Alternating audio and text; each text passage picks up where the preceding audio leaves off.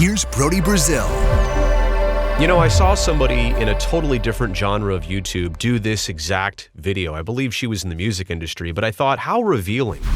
I'm truly getting to know this person because they're sifting through perceptions of them versus reality of them. And full credit to her because she was very aware of all the perceptions. She used feedback from social media to say, what do you think about me, what I do, and what I present to you?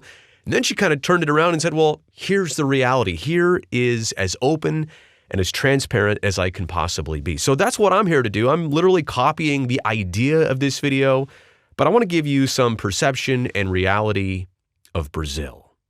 Here's a number one perception. I'm a homer to the A's and Sharks. Now, I don't know when people say this, do they mean that I don't cover all the teams? I mean, obviously, these are the ones that I work directly with on a year-round basis, or are they saying that, well, I've always got the teams back, even when we're frustrated by what they do, or I'll always, compliment the team no matter what the situation. The reality goes like this. I grew up here.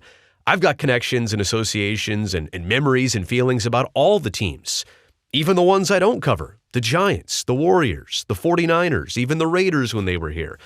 So I have all of these things baked into who I am. And of course, I feel the same way you do when a bad game happens, when a bad week happens, when a bad playoff series happens, when a bad entire season happens. I ride the highs and lows just like you do. And my job has me covering the A's and Sharks. It's as simple as that. Maybe because I don't pay full attention to all the teams on social media, or I don't talk about them, or I just don't create a platform for that. That doesn't mean I'm not paying attention. So let's get that part out of the way. Here's the other part about it. I work in this business, and fans are typically known to act out of emotion. Something bad just happened. Something you didn't like just happened. That's kind of the fun, I guess, of sports, is you just get to let it air out. Here's exactly how I feel, no ifs, ands, or buts about it. If I do that every single time, it's going to get a little bit fatiguing, right? It's going to lose its luster quickly if I act out of the same emotion that you do. Don't get me wrong, I feel it a lot of times. And actually what I've found is I feel the highs and lows over the course of the big picture, not the immediate moment usually, unless it's the last game of the season or some type of elimination situation. I usually feel at the end of a season, if it didn't go well, man, that was kind of a bummer. It's not necessarily on a game-to-game or a day-to-night basis. But I just want to make that clear. I don't always act out of full emotion because although I am a fan, I also work in this and I can't always exactly translate the true human emotions, even though I feel them just like you. Here's a perception. I'm a journalist. I hear that one more than I need to, quite honestly. Not a lot, but enough where every time I hear it, it's like nails on a chalkboard. Say this, act this way, you shouldn't talk like that. You're a journalist. Be a journalist. Or somebody who doesn't know me and will say, NBC Sports journalist Brody Brazil said this. No. It's not in my contract. It's not in my job title. I am a sports broadcaster. Now, that does not excuse me from being a responsible person. Like, I still need and absolutely desire earning your trust. I'm not here to lead you the wrong way. I'm not here to throw you bogus information or share things I don't believe in or agree with. I'm here to be a responsible person. I want you to trust me like you would trust a journalist. It's just that I'm not a journalist. I'm going to have opinions. I'm going to share things and perspectives and reasons why I feel certain ways. A journalist doesn't really do that. At least they're not supposed to. There's also this across media. It feels like anybody who pops up on a screen and is a talking head like I am right now is a journalist somehow. There's no real accreditation for being a journalist. I mean, some people have a degree in broadcast journalism, but I wouldn't even say that others who have the same one I do, does it really make you a journalist, like right out the door? You're a journalist when you operate as one. When you not only have a job, but you operate and act like one. And I don't really act like one, not fully. I mean, I can see how people are confused. I made a whole separate video on this once, but I'm not a journalist. Let me clear that up right away. I respect people who are journalists. They have tough jobs. They follow strict standards. And it's not easy being in that middle landscape. Journalists are good. They're great. I'm just not one. Right now. I could be one someday. I'm not right now. Here's another perception.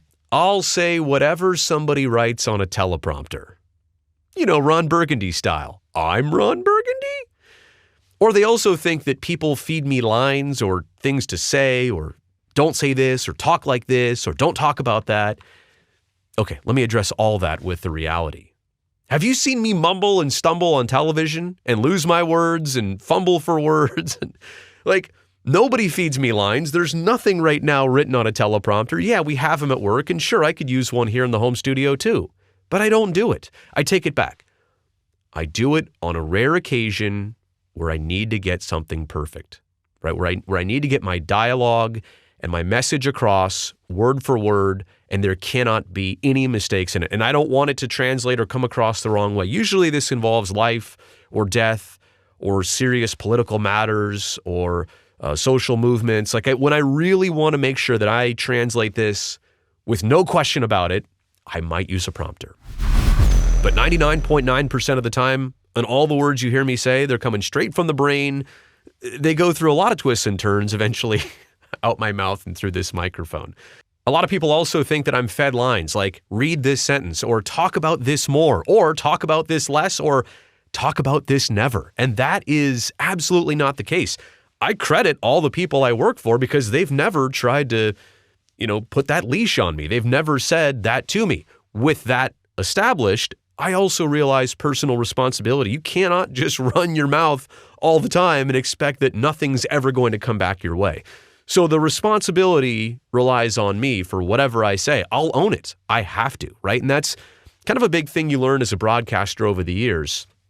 Everything you say, even if you didn't come up with it, you have to take responsibility for. So I definitely own that, and I credit those who trust me with speaking with my own voice, saying what I want to say, and obviously not reading hardly any of it off a teleprompter. Anyone can do this job. That's definitely a perception, right? And I'm not here to say that this is rocket science. Talking to a camera about sports or having interviews and conversations about teams and games and contracts and seasons. I mean, no, fans do this all the time. They just maybe do it at a bar with no audience with their friends and they don't get paid for it. Ha! But not everybody can do this job. Anyone with experience can do this job. Sure. But I've seen people who are thrust into the spotlight without much of a background, and we're only talking about a one-off, right? Try this once. Try hosting a pregame show once.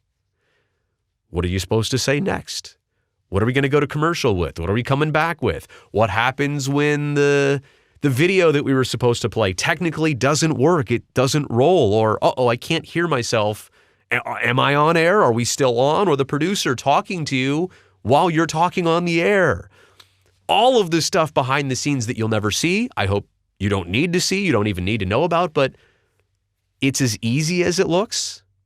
Like hosting a show, doing a live stream, it is as easy as it looks, but it's also way harder than it looks. All at the same time. And the only way you can get comfortable with this and can do a good job with this and can do it over and over and over. That's the other part about it. Yeah, sure, you can come in and do it once. Come in on a Saturday, host a pregame show, host a postgame show, think that that's it. Okay, now do it 30 times in 40 days. And maybe there's a lot of losing involved. Like, make it interesting. How can you come up with something interesting? See things from a new light. How about a difficult topic that's hard to broach on television? How do you translate that to an audience and make it applicable to everybody? Yeah, it's hard, right? So let's never discount, at surface level, sure, it's just talking. But deeper than that, there's so much more to it. You are a front-facing figure. You represent a brand and a company and a team and a sport. And you're on television, you're on multiple social platforms, you're also a human being in real life, like in person at these venues. So the more experience you have, the better off you are at it. But not just anybody can do it, cold turkey. Oh, here's a perception. I've seen this one actually a lot. I want to be friends with all the players and coaches. I'm too friendly. I'm too chummy. I kid around too much. I want them to like me too much. Okay, and I get it. Like I definitely try and have a playful mood during these interviews and during these interactions. I do communicate and I do interact with those who I cover, players, coaches, front office executives, fellow broadcasters. But I'll be very honest with you. When I have to turn around and discuss you, your performance, your team, your decisions, it's tough for me to really be true friends with these people. And when I say that, like, could we go out and have a beer and have a chat? Yeah, but are we calling each other all the time? Or are you coming over to my house? Are you watching my kids? Am I washing your car? No, it's not like that. It's open lines of communication. I shoot a lot of people, a lot of texts. Simple as that. In fact, it kind of makes me wonder what life would be like if we didn't have that medium of communication, like texting. That's like 95% of how I communicate with athletes and people in sports other than when I see them in person. Like, do I call them 5% of the time? And maybe on social, I interact the other 5% of the time. But 95%, it's a lot of texting. I'll get back to you at my convenience. You get back to me whenever you're ready. We can be short. We can be brief. Texting is great for people in the media to people who actually are, performers in sports. But I don't really want to ever be anybody's true, like, buddy, because then it makes it difficult, right? Like, it's hard to be somebody's true friend and then turn around and talk about them all the time. And you want information, but there's also sometimes too much information. You're trusted with things. And if you know too much and you can't share any of it or most of it, what is it really good for other than perspective? Anyway, I thought that one was at least worth explaining because I definitely do hear that one a lot. I never even played hockey. So how can I cover the sport that I never actually played growing up? And I got to give you the reality on this. That first part is true. I didn't get to grow up playing hockey. This area, Northern California, in the late 80s, early 90s, how many sheets of ice were there around here?